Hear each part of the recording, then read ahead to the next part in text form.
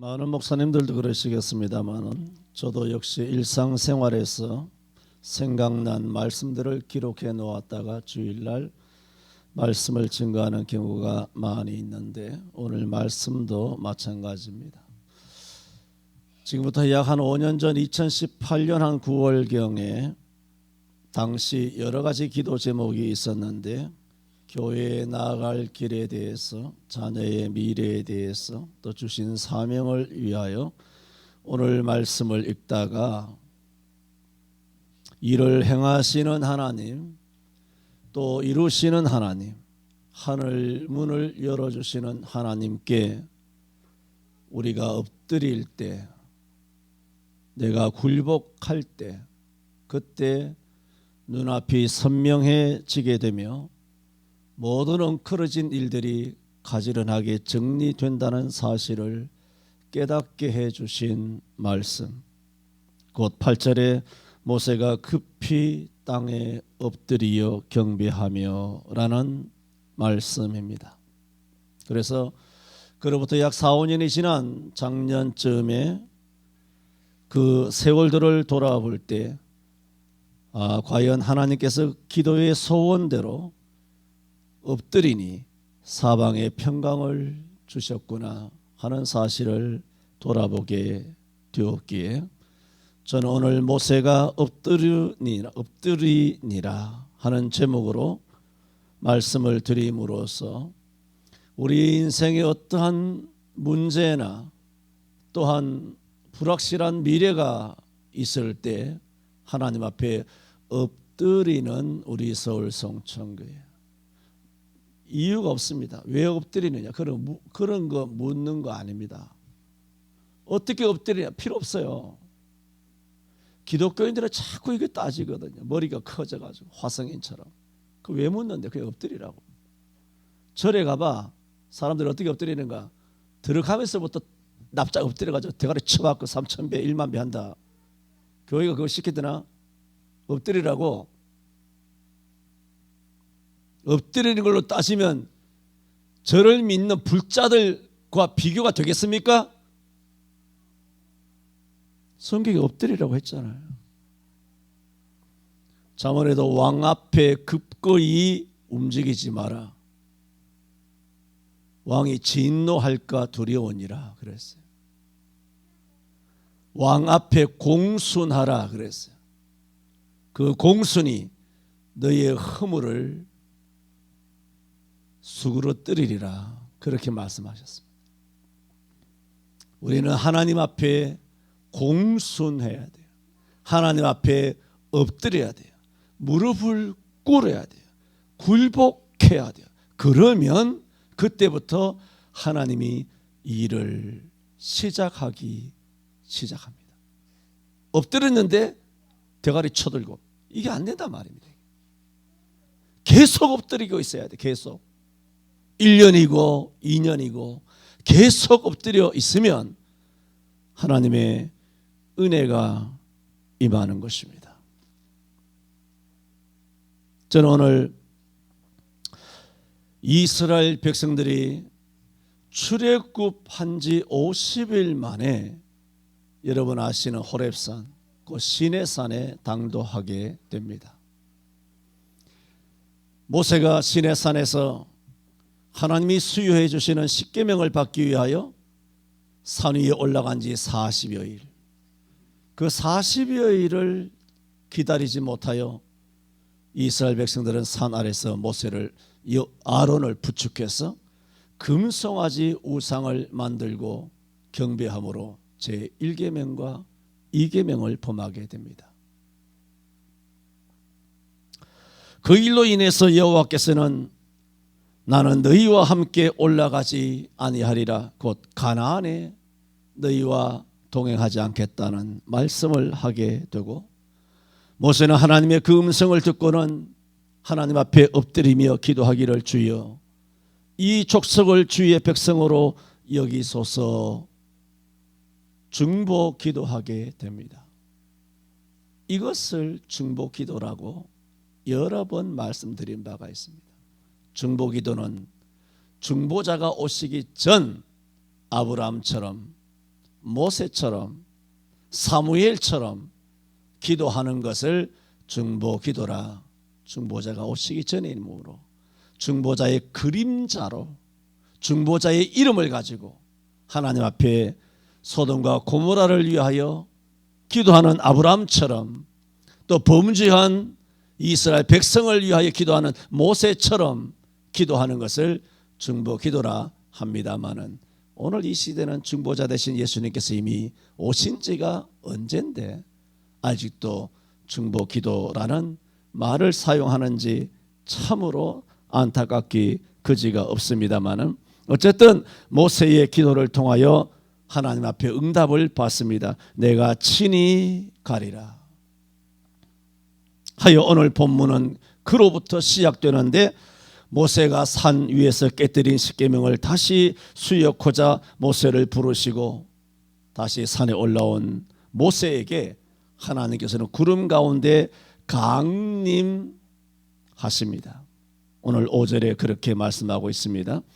여호와께서 구름 가운데 강림하사 그와 함께 거기 서서 여호와 이름을 반포하실새, 6절 7절에 여호와 이름을 반포하시는데 여호와께서 그의 앞으로 지나시며 반포하시되 여호와로라 여호와로라 자비롭고 은혜롭고 노하기를 더디하고 인자와 진실이 많은 하나님이로라 반포하시고, 또 7절에는 인자를 천대까지 베풀며 악과 과실과 죄를 용서하나 형벌받을 자는 결단코 면죄하지 아니하고 아비의 악을 자여선 3, 4대까지 보응하리라고 반포를 하셨습니다.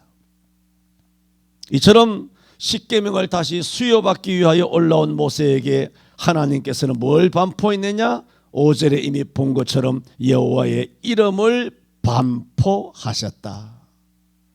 여호와 이름을 반포하셨다고 했는데 하실새, 그러니까 6절 7절을 반포하셨다. 여호와 이름을 반포하신 6절과 7절에는 여호와 이름에 반포된 8마디의 반포가 있습니다.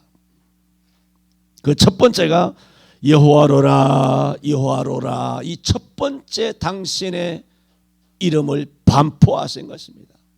두 번이나 나는 여호와라 여호와라 이렇게 말씀하시는 반포의 의미는, 나 여호와는 알파와 오메가의 하나님, 처음의 여호와, 또한 마지막의 여호와, 시작의 여호와, 끝의 여호와, 창조의 여호와, 심판의 여호와, 생과 사의 여호와, 모든 만물이 처음이나 나중이나 로마서 11장 36절에 있는 것처럼 만물이 주에게서 나오고 주로 말미암고 주께로 돌아가는 모든 만사가 하나님의 손에 있는 여호와, 당신의 이름이 누구냐? 시작과 끝의 하나님, 나는 여호와라 나는 여호와라 말씀하신 것입니다. 히브리 13장 8절에 예수 그리스도는 어제나 오늘이나 영원토록 동일하다 하시는 말씀의 의미입니다. 모든 것이 하나님의 손에 있다. 온 우주 삼라만상은 하나님에 의해 시작되고 하나님에 의하여 맞춰진다 라는 것을 여호와께서 친히 선포하는 겁니다. 내 손과 나의 계획과 또한 나를 떠나서는 그 무엇도 일어나지 않는다. 다 하나님의 장중에 있다. 나는 여호와로라 여호와로라. 이것을 모세에게 8마디 중에 첫 번째로 당신의 이름을 말씀하고 있는 것입니다. 두 번째는 자비롭고 은혜로운 하나님이라 그렇게 말씀하고 있습니다. 자비로우신 하나님이라, 은혜로우신 하나님이라는 이름을 두 번째 반포하셨다는 말입니다. 이 자유롭다 은혜롭다 하는 것은 마치 어린 자기 자녀를 돌아보는 어머니의 자애로운 감정을 말합니다. 부부간에도 우리가 서로 사랑하고 이렇게 형제간에도 서로 사랑하고 성도들 간에도 서로 사랑하지만은 그 어미가 자녀를 바라볼 때 그 자애로운 그 어떤 눈빛은 어떻게 형언할 길이 없어요. 우리 어머니들 그 사실 압니까? 여러분의 아들 딸들을 지그시 보는, 또 아빠들은 또 먼 발치에서라도 아들 딸들을 바라보는 그 시선을 보면 그것은 부부간의 열렬한 그런 사랑, 남녀간의 사랑에서도 나오지 않는 그 눈빛이 있습니다. 그것은 참 아가페적인 사랑이고 그것은 신비로운 그 눈빛, 그 연기로도 나오지 않는 그런 눈빛이에요.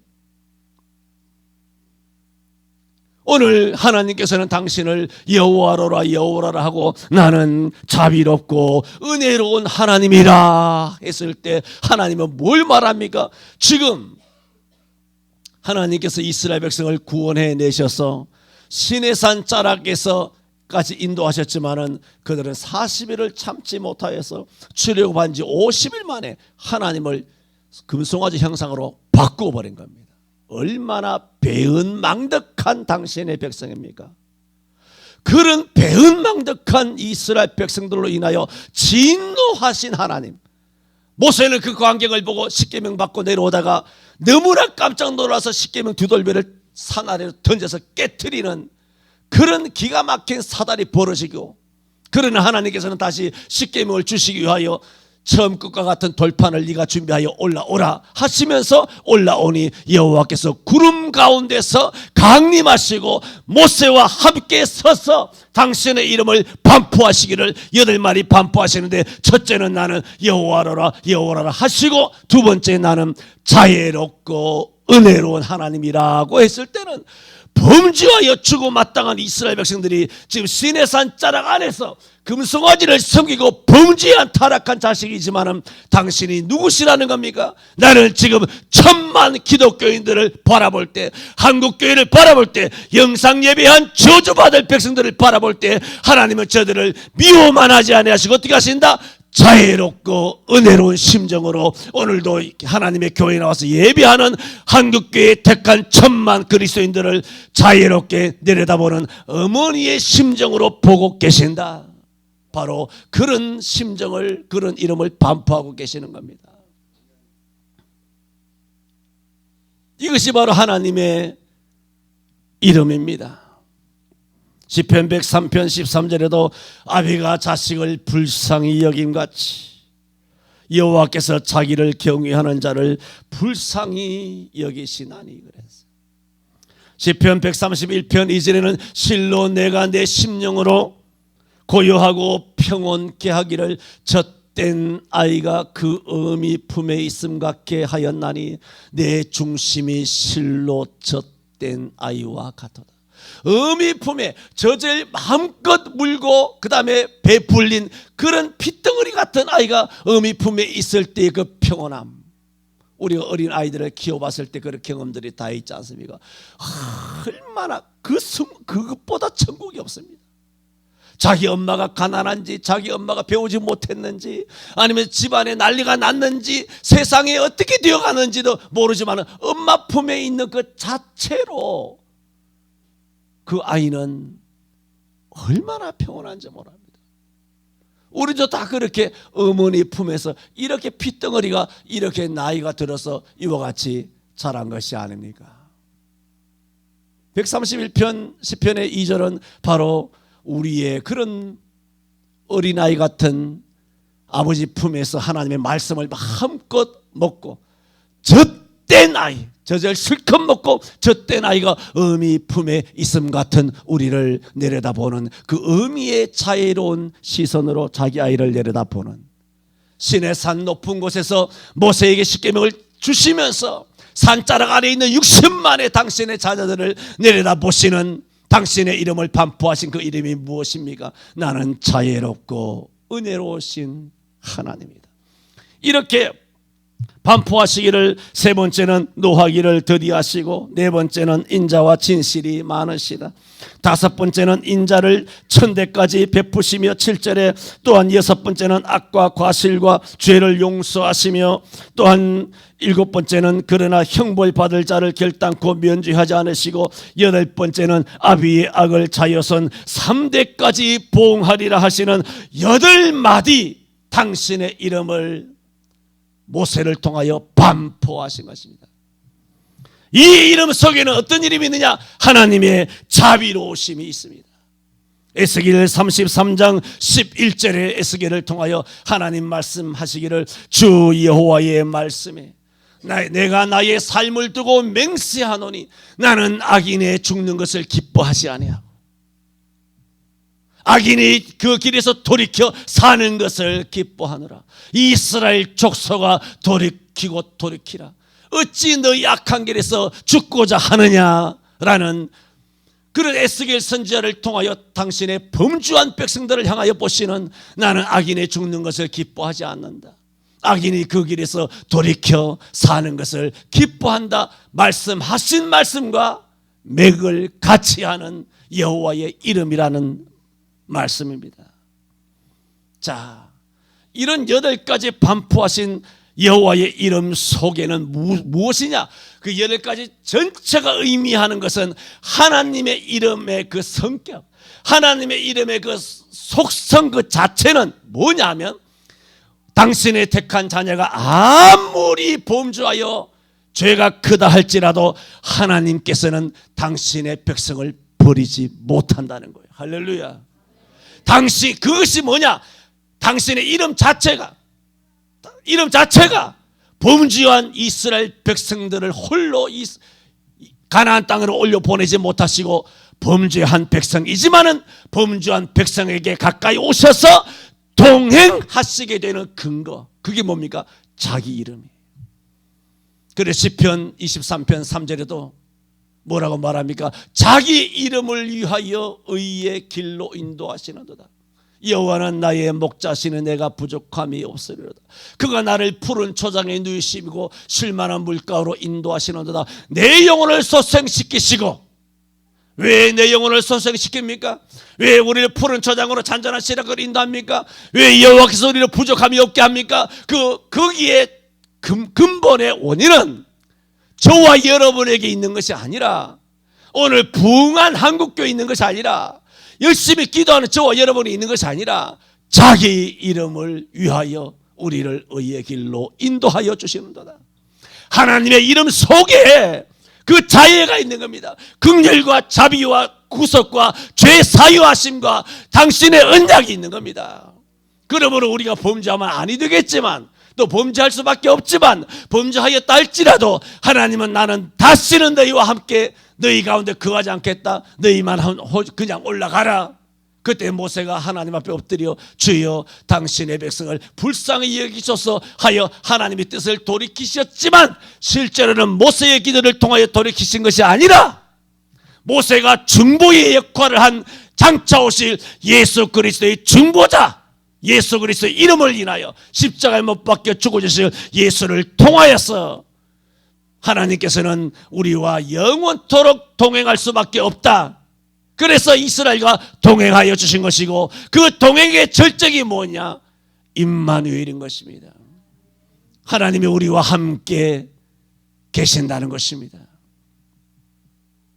왜 예수님이 임마누엘로 이 땅에 오셨을까요? 왜 세상 끝날까지 영원히 우리와 함께 한다 하셨을까요?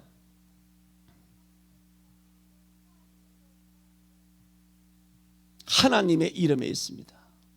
그러므로 우리는 매일이어야 되겠지만은 적어도 주일날 나와서 여호와 이름을 높여야 합니다. 우리 하나님 아버지의 이름을 찬양해야 합니다. 경배해야 합니다. 그 이름 앞에 굴복해야 합니다. 그 이름 앞에 엎드리시기를 바랍니다. 이 세상 무엇에도 엎드리지 말고 오직 우리 하나님 여호와 이름 앞에 엎드려야 합니다.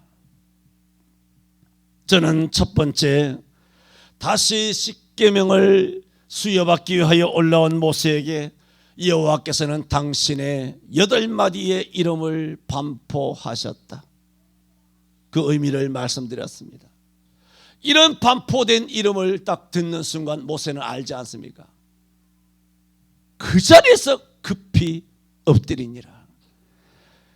그래서 8절에 모세가 급히 땅에 엎드리어 경배하며 그랬습니다.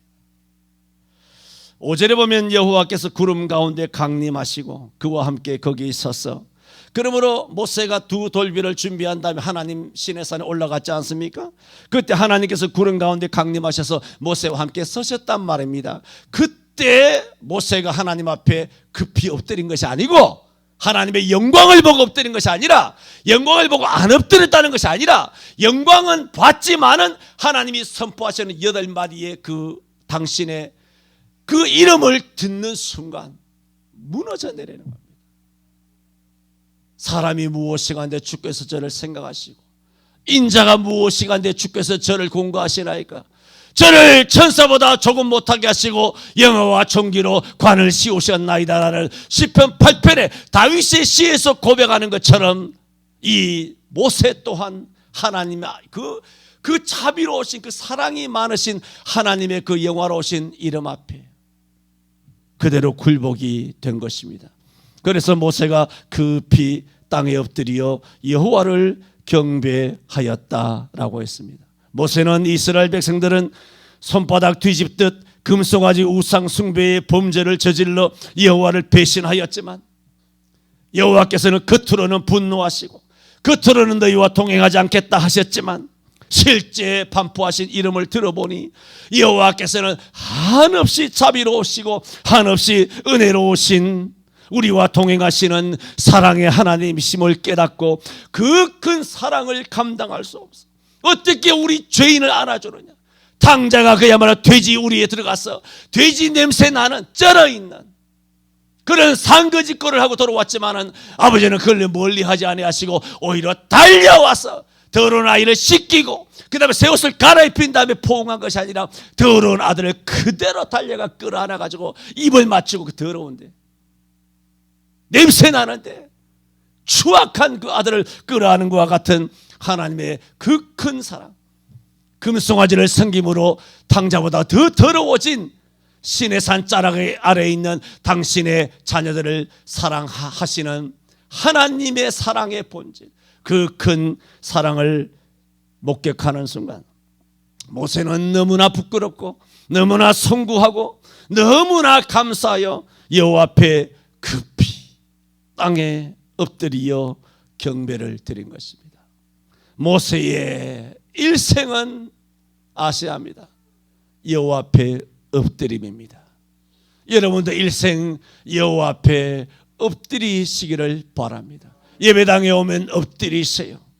아니면 신발을 벗고라도 의자에 올라가서라도 엎드릴 수 있는 기회가 있어야 합니다. 여러분 집에서도 엎드리세요. 가게 가서도 직장 가서도 화장실에 들어가서 남몰래라도 꿇어앉아 엎드리세요. 하나님의 은혜가 임할 줄로 믿습니다. 민수기 14장 5절에 가나안 정탐꾼 사건 알지 않습니까?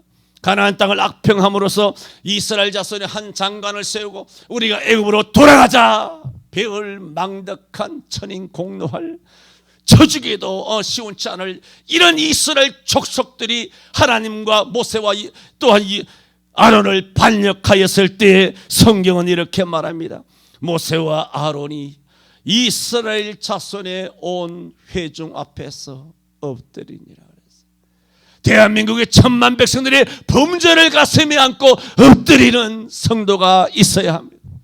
민수기 16장 4절에 고라 자손이 반역하였을 때도 성경이 말합니다. 모세가 그 반역하는 소리 들었습니다. 르벤의 그런 소리를 들었습니다.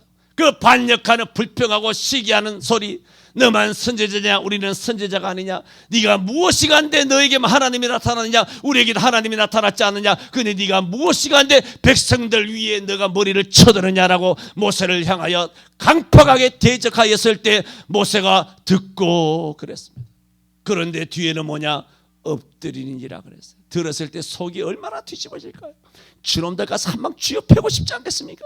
뭐 이런 인간들이 있냐, 은혜로운 서로 갚는 이런 북한말로 종갓나새끼 같은 것들이 있느냐 싶으지만, 근데 모세는 듣고도 원망한 것이 아니라 모세는 엎드리니라. 민수기 16장 4절에 말했습니다. 또한 고라의 사건으로 인해 수많은 사람들이 죽지 않습니까? 죽은 다음에도 이스라엘 백성들이 또 모세를 원망하며 너희가 사람들을 죽였도다. 그때 여호와께서 너희는 이 회중에게서 떠나가라, 내가 순식간에 이런 이런 말도 안 되는 이스라엘을 다 진멸해 버리리라. 하나님께서 극대노하셨어. 극대노. 한꺼번에 막 쓸어버리려고. 그때 그 두 사람이 엎드리니라 그랬어. 민수기 20장 6절에 무리바에서 물이 없을 때도 이스라엘 자손이 모세와 아론을 공박하자 모세와 아론이 총의 앞을 떠나 회막문에 이르러 엎드림에 그랬습니다. 실로 모세는 위기를 맞을 때마다 여호와 앞에 엎드렸습니다. 실로 모세는 신앙의 인물이었습니다. 우리가 본받아야 할 행위입니다. 여러분도 개인적으로, 가정적으로, 교회적으로, 민족적으로, 국가적으로 혹은 경제적으로, 사업적으로 우리 자신의 앞날이 안개와 같이 불확실한 미래여 흥크러진 또한 인생이라 알 수 없었을 때 여러분 그 순간이 여호와 앞에 엎드려야 되는 순간인 줄로 믿으시기 바라고 엎드리시기를 축원합니다. 엎드리면 길이 열립니다. 엎드리면 전후 사방이 안 보입니다. 눈 감고 엎드리잖아요. 엎드려가지고 눈을 뜨고 있습니까? 눈을 감았는데도 엎드리니까 전후 사방이 깜깜합니다. 그러나 그때 길이 열릴 줄로 믿습니다. 하늘문을 열어주시는 줄로 믿습니다.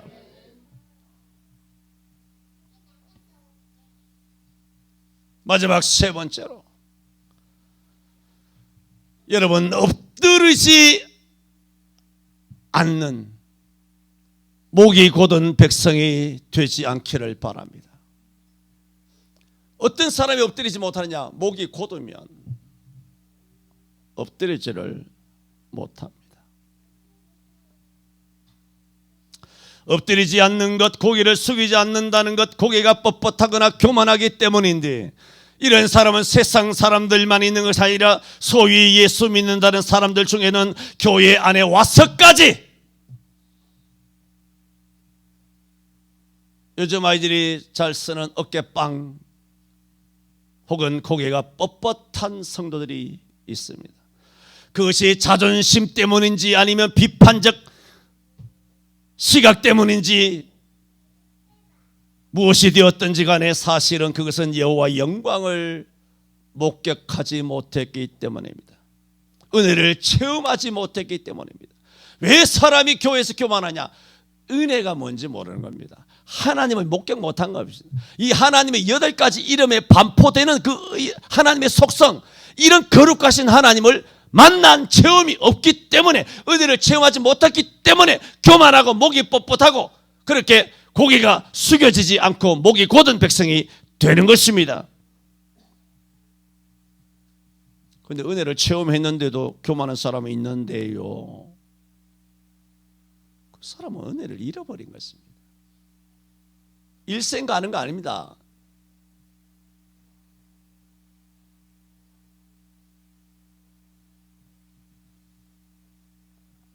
출애굽기 32장 이스라엘 금송아지 우상을 만들어 섬기는 것을 본 여호와께서 모세에게 말씀하시기를 내가 이 백성을 보니 목이 곧은 백성이로다. 목이 곧다는 것은 교만하다. 마치 말이 목을 뻣뻣하게 세우는 것으로, 그러면 기수가 말을 제대로 다룰 수가 없어서 말에서 떨어져 낙상하게 되는 것과 같습니다. 출애굽기 33장 3절에 범죄의 금송아지 스토리에서부터 다시 시작되는 겁니다. 여호와께서 범죄한 이스라엘과 함께하지 아니하시리라 하시며 말씀하시기를 나는 너희와 함께 올라가지 아니하리니 너희는 목이 곧은 백성인즉 내가 중노에서 너희를 진멸할까 함이니라. 하나님 앞에 엎드린 모세와 상대적으로 비유하여 금송아지를 만들어 섬기는 이스라엘 백성들을 하나님은 어떻게 말하고 있습니까? 엎드린 모세와 목이 곧은 이스라엘 백성인 것입니다. 왜 하나님 앞에 엎드리지 못한 거예요? 모세가 40일 동안 눈에 보이지 않아. 언제 내려오는가? 모세는 언제 내려오는가? 그러면 아론을 비롯하여 온 이스라엘 백성이 산 아래서 금송아지 만들 것이 아니라 뭘 해야 정상이었을까요? 엎드렸어야죠. 엎드려서 기도해야 돼요. 주여 모세를 보내주옵소서. 모세가 언제 올라갔다 언제 내려올지 모릅니다. 주님 우리와 함께하여 주옵소서. 모세는 눈에 보이지 않지만 출애굽시키신 하나님은 우리와 함께 계신 줄로 믿습니다. 이런 믿음을 가지고 엎드렸어야지. 그들이 엎드리지 않고 목이 곧기 때문에 하나님을 죄책해버리고 금송아지를 떡하니 만들어가서 보라 이가 바로 우리를 애굽에서 인도하여 낸 신이라 하여 1계명과 2계명을 범한 것입니다. 그들이 출애굽기 20장에서 도대체 10계명을 받은 지 며칠 됐다고 벌써 이와 같이 목이 곧아가지고 금송아지를 만듭니까? 10계명을 어제 받아놓고 열흘 전에 받아놓고 벌써 1계명 2계명 다 까먹고. 출애굽기 33장 5절에도 여호와께서 모세에게 이르시기를 이스라엘 자손에게 이르라 너는 목이 곧은 백성인즉 내가 순식간이라도 너희 중에 행하면 너희를 진멸하리니 너희는 단장품을 지하라 하셨습니다. 계속 목이 곧다는 말을 여호와께서 말씀하시는 것이라고 해서 지금 같은 말을 계속 반복하는 것이 아니라 출애굽기 32장에 목이 곧은 백성이라다, 또 출애굽기 33장 3절에 33장 5절에 하나님께서 3번이나 목이 곧은 백성이라 그렇게 말하고 있는 거. 다시 한번 확인을 드린 다음에 32장 9절 보세요. 여호와께서 또 모세에게 이르시되 내가 이 백성을 보니 목이 곧은 백성이로다. 그러니까 여호와께서 이스라엘 백성들을 평가할 때 목이 곧은 백성이로다고 여호와께서 직접 말씀하지 않습니까? 33장 3절에 와서도 너희로 젖과 꿀이 흐르는 땅에 이르게 하려니와 나는 너희와 함께 올라가지 아니하리니 뭐라고? 너희는 목이 곧은 백성인즉이라고 누가 말씀하고 있습니까? 하나님이 말씀하고 있지 않습니까? 또 5절에도 여호와께서 모세에게 이르시기를 이스라엘 자손에게 이르라 너희는 목이 곧은 백성이라고 지금 누가 말씀하고 있습니까? 하나님께서 32장 9절 33장 3절 33장 5절에 3번이나 얼마나 속에 맺힌 것이 많으시면 야, 얘네들은 왜 이렇게 목이 곧지? 목이 왜 이렇게 뻣뻣하지? 얘들은 왜 엎드릴 줄 모르지? 목이 무슨 기푸스에서 하는 요즘 그런 상스러운 속스러운 표현이죠. 그렇게 하는 것처럼 하나님이 당신의 자녀를 얘가 목이 왜 이렇게 뻣뻣하냐? 야, 거기서 대가리 좀 숙여. 인사 좀 해. 왜 목사를 보고 인사를 안 해? 왜 장로를 보고 인사를 안 해? 왜 어른을 보고 왜 인사를 안 해? 너 어른에게서 인사를 해야 될 거 아니야. 왜 인사를 안 해? 왜 빤히 쳐다보고 있어? 그 정도가 아니잖아요. 여호와 앞에서도 목이 뻣뻣해서 고개를 숙이지 않는다. 하나님의 교회 와서도 예배 와서도 여호와 앞에 고개를 숙이지 않는 그리스도인들이 많단 말입니다. 하나님께서 3번이나 말하지 않습니까? 이스라엘의 종자를 뭐라고 표현했습니까? 목이 곧은 종자라는 겁니다. 교만 방자하다는 것이죠. 그래서 내가 너희를 진멸하리라 했을 때 오늘 9절에서 모세가 어떻게 기도합니까? 가로되 주여 내가 주께 은총을 입었거든 원컨대 주는 우리 중에서 행하옵소서. 모세도 뭐라 그럽니까? 이는 목이 곧은 백성이니이다 라고 했죠. 신명기에 가서도 마찬가지입니다. 신명기 9장 6절에도 그러므로 내가 할 것은 내 하나님 여호와께서 내게 이 아름다운 땅을 기업으로 주신 것이 내 의로움을 인함이 아니라 너는 목이 곧은 백성이니라. 지금은 광야 출발하기 전이잖아요. 그런데 광야가 다 마쳐지는 약 38년 39년 신명기 가나안 땅을 눈앞에 둔 모압 평지에서 바로 신명기거든요. 38, 9년이 지난 다음에도 하나님께서 하시는 말씀, 이제 곧 너희가 아름다운 땅을 기업을 얻게 되겠지. 그러나 그것은 너가 의로워서가 아니야. 이스라엘 너희가 의로워서가 아니야. 한국교회 너희가 의로워서가 아니야. 너희는 목이 곧은 백성이라. 40년이 지나서도 하나님이 기억하고 있잖아요. 뭘 하나님이 뭐 40년 가지고 수천 년 수만 년 지나도 다 기억하시겠지만 성경상 기록된 부분을 들려드리는 겁니다. 잠언 29장 1절에 보면은 자주 책망을 받으면서도 목이 곧은 사람은 갑자기 패망하고 피하지 못하리라. 우리는 우리 하나님 앞에 교만하여 목이 곧거나 해서는 안 됩니다. 여러분, 이스라엘은 이렇게 목이 곧아 교만했습니다. 저들은 보세요. 지금 50일 만에 시내산에 왔다 그랬지 않습니까? 그것을 거꾸로 말하면 50일 전에는 애굽 땅에 있었다는 겁니다. 그렇지 않습니까? 그렇죠? 50일 전에는 애굽에 있었어요. 50일 전에 애굽 땅에 있었다는 것은 뭡니까? 그들은 종살이, 노예살이, 심지어는 사내 아이가 태어나면은 자기 아들들을 전부 다 바로의 정부 시책에 의해서 나일강에 집어 던져서 집안에 줄초상이 나는, 그래서 저들은 피를 토하는 듯한 고통을 겪었고 50일 전 이야기를 들려드리는 겁니다. 딱 50일밖에 안 지났어. 극한 고난 속에서 그들은 하나님 앞에 하나님의 생각도 안 하다가 아들 죽어가고 자빠지고 하니까 막 기가 막혀서 그때서야 하나님을 찾기 시작하여 하나님 구원해 주시기를 하나님 앞에 부르짖었습니다. 여호와께서는 저들의 고통을 들으시고 모세를 준비하시고 호렙산에서 모세를 불러서 사명을 부여하시고 이스라엘을 출애굽할 수 있는 사명을 명하여 부어주셨습니다. 그러나 모세를 통하여 이스라엘 백성들을 출애굽시키는 과정은 결단코 순탄치 않았습니다. 바로 앞에서 온갖 재앙을 내리시기를 나일강이 또 아니면 이집트에 있는 그 모든 수원들, 연못이 되었든 아니면 샘이 되었든 강이 되었든 무엇이 되었든 간에 물은 전부 다 피로 변하는 피의 재앙을 내렸습니다. 그리고 그 하수에서부터 개구리가 올라와서 바로의 궁궐이나 아니면 바로나 신하들의 그 모든 침대에 이르기까지 애굽 온 땅에 개구리가 다 덮쳐서 올라오는 개구리 재앙을 내렸습니다.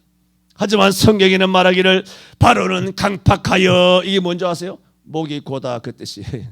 이게 바로 그 말이에요. 바로는 강팍했고 이스라엘은 목이 곧았다는 그런 말입니다.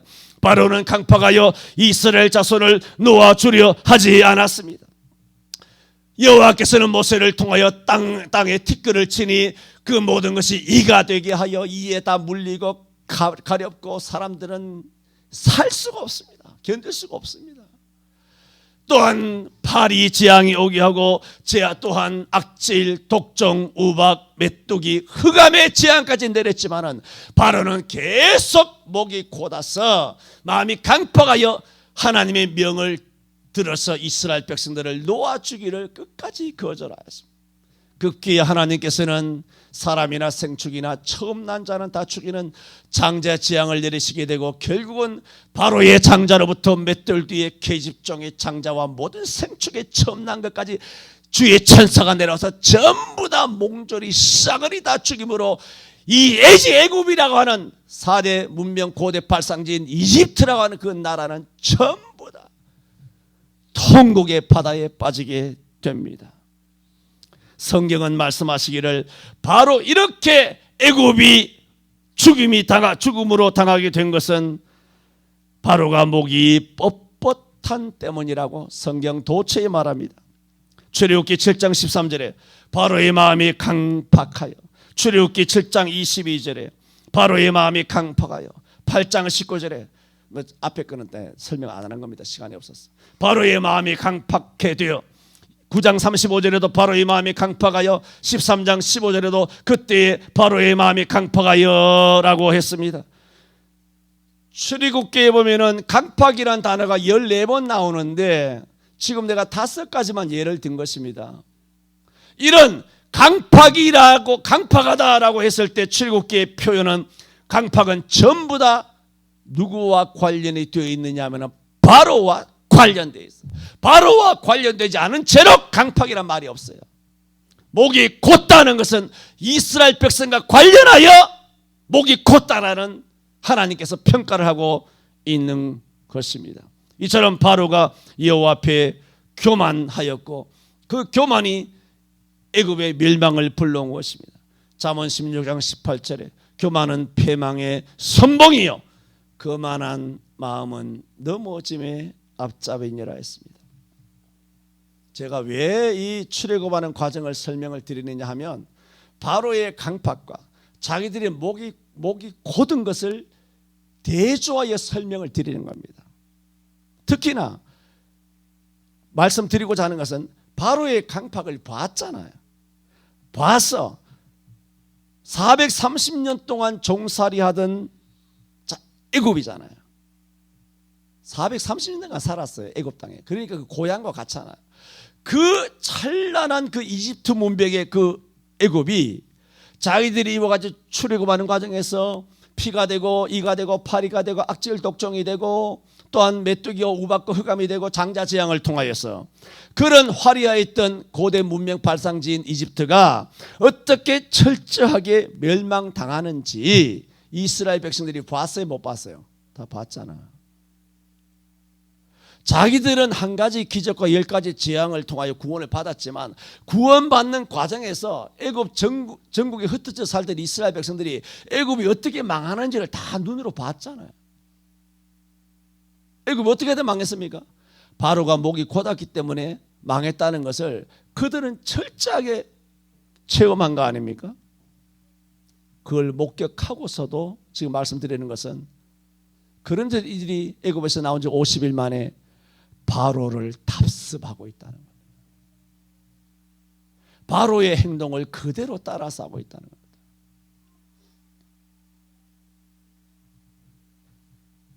그렇습니다. 이 사실을 보면 우리는 알게 됩니다. 인간이 어떤 존재인지 상상할 수 없는 출애굽의 은혜를 입고 경천동지하는 홍해가 갈라지는 기적을 체험하고 구름 기둥 불 기둥으로 역사하시는 하나님, 그 엄청난 은혜를 입었음에도 불구하고 사람은요 언제든지 간사하여 그 은혜를 다 잊어버릴 수 있습니다. 언제든지 목이 곧을 수 있고 언제든지 사람은 교만에 떨어지는 존재입니다. 그게 저와 여러분입니다. 우리의 인간성이 죄인인 죄성, 우리 다 죄인이잖아요. 죄성을 갖고 있는 사람이에요. 그러니까 거룩한 척, 경건한 척, 능력이 있는 척, 성령의 은사를 받는 척, 성령의 충만한 성령, 그렇게 쇼할 필요가 없어요. 그것은 하나님에게 있는 것이지 그게 당신의 경건에게서 죽은 자를 살리는 것이 아니에요. 솔로몬 행각에 날 때부터 안전병이 된 사람을 고친 경우에 많은 사람들이 몰려왔을 때 베드로가 뭐라고 말합니까? 이 안전병이가 고침받은 것이 마치 우리의 경건에서 우리에게서 나온 줄로 생각하지 말라 그랬어. 오직 내게 은과 금은 없거니와 나사렛 예수 그리스도의 이름으로 일어나 걸어라. 오직 예수 그리스도의 이름만 높임을 받을 수 있도록 이 땅에 존재하는 한국교회가 되기를 바랍니다. 그럴 때 교회의 존재 이유가 있습니다.